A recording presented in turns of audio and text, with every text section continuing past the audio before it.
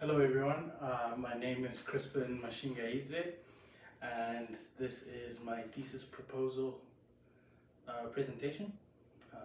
Yep, let's begin. Alright, so my topic is around the incidence of knee injuries on artificial versus natural grass. So this topic stands out to me because it's a bit personal for me because I've been through knee injury. I had an ACL reconstruction about a year ago, and it was a non-contact injury, and it took place on a turf field. And it was interesting to me because I wasn't like the first person to have that type of injury, especially in my team. We have at least 2 or 3 people have the same injury, at least since I've been here at Life. And I found it interesting that there may be a correlation between the surface that we're playing on and the incidence of knee injuries, and it spans across all the sports actually.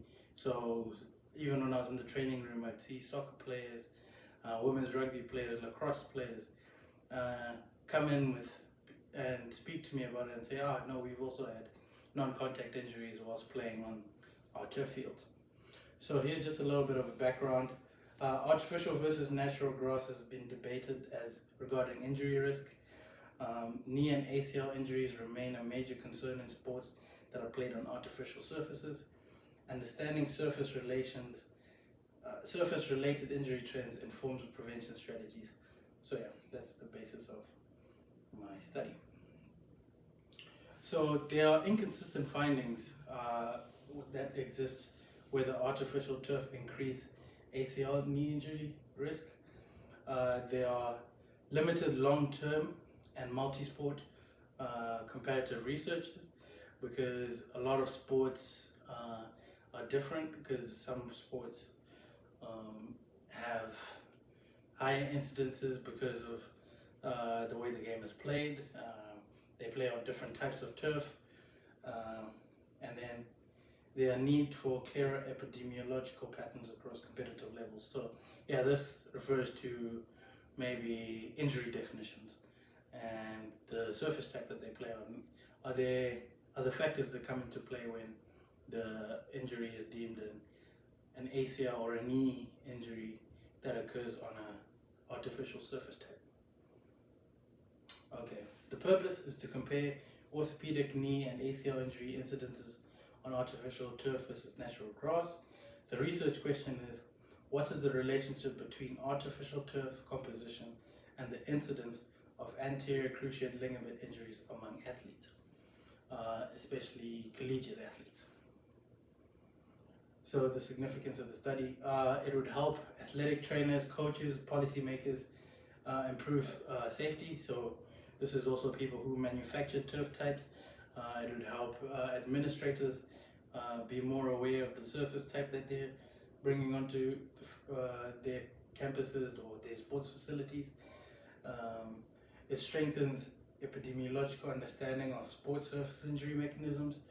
So people would know that certain types of shoes have different types of traction on certain surfaces. So yeah.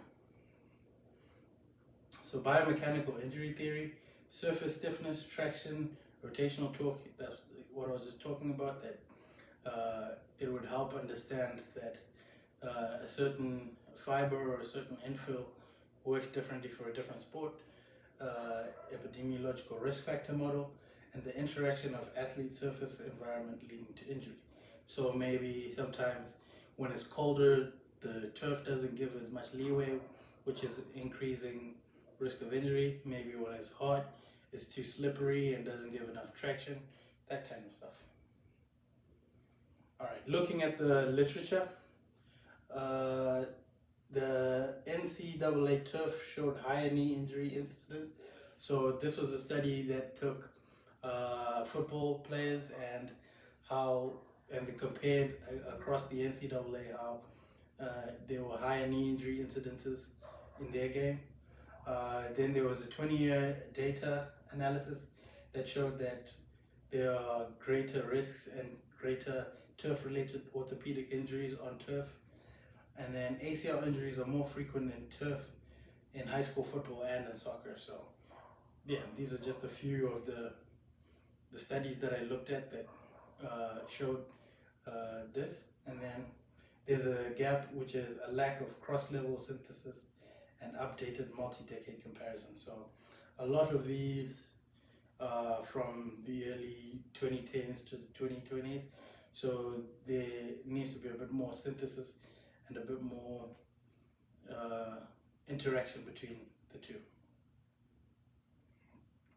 So the methodology.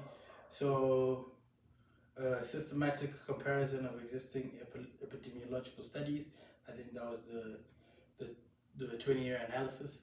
And then the NCCA ICP data, a nationwide database, and high school RIO databases. This is where they were collecting their data. And then the analysis, they would compare injury incidence rates per exposure and identify surface-based trends.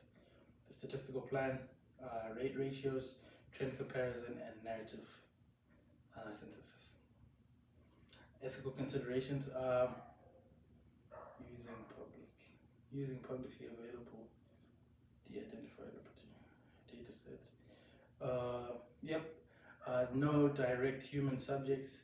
So this being a meta-analysis, they wouldn't have human subjects in the studies, so there'd be no need for a review board that would make sure that the study is happening well, and that there would be no ethical boundaries that are being crossed, and then it maintain accurate representation to avoid bias in data representation. So a timeline would be proposal completion would take about a month, data extraction and analysis about 2 to 3 months, then writing and revision 4 to 5 months, and then a final defense would happen in month 6. And then the potential limitations for this for these studies, differences in reporting standards across databases. So injuries could be reported differently. Some could have been non-contact, some could have been contact injuries. There could have been lack of control and confounding variables like weather, footwear, some of the athlete's conditioning. Let's say an athlete could have been towards the end of a practice. They're more tired than they were at the beginning of a practice. The weather, whether it's hot, cold, raining, those types of things that affect the surface. Footwear, does their footwear give leeway for traction if let's say there's too much torque, or is it too much leeway? Those are the types of variables that confound. And then injury severity and classification may vary. So someone may have a grade 1 ACL tear, which is a slight tear.